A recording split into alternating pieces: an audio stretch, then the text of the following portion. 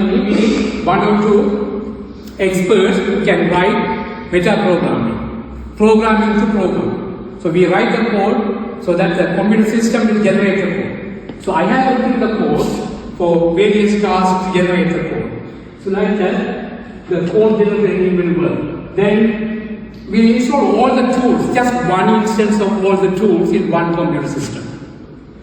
So that we generate the code in that particular language, like some C#, Java, Python, and various other languages that are supported.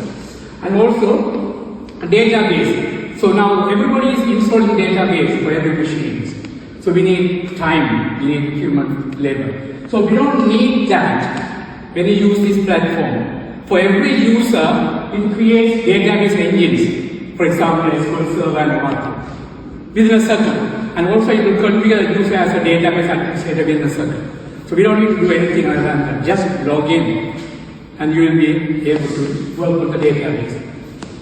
And also for every project, it will, like the user will be able to put the data which is necessary for that project, so that it will generate the code automatically to access the data. You don't need to write the code at all.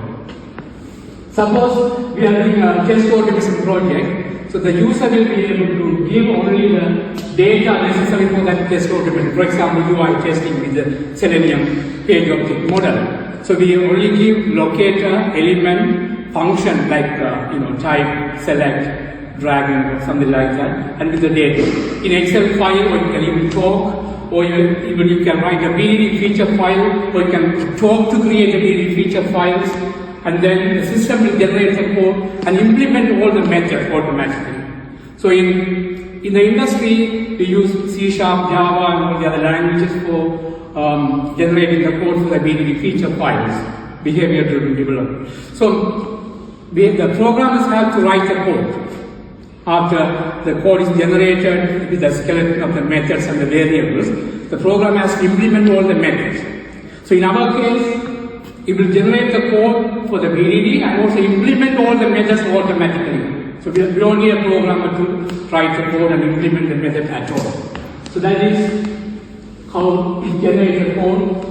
And also, after generating the code, it creates a project for that particular task. Say you are going to test a website or application, you only input the data necessary, which is the locator, function, element, and the detail.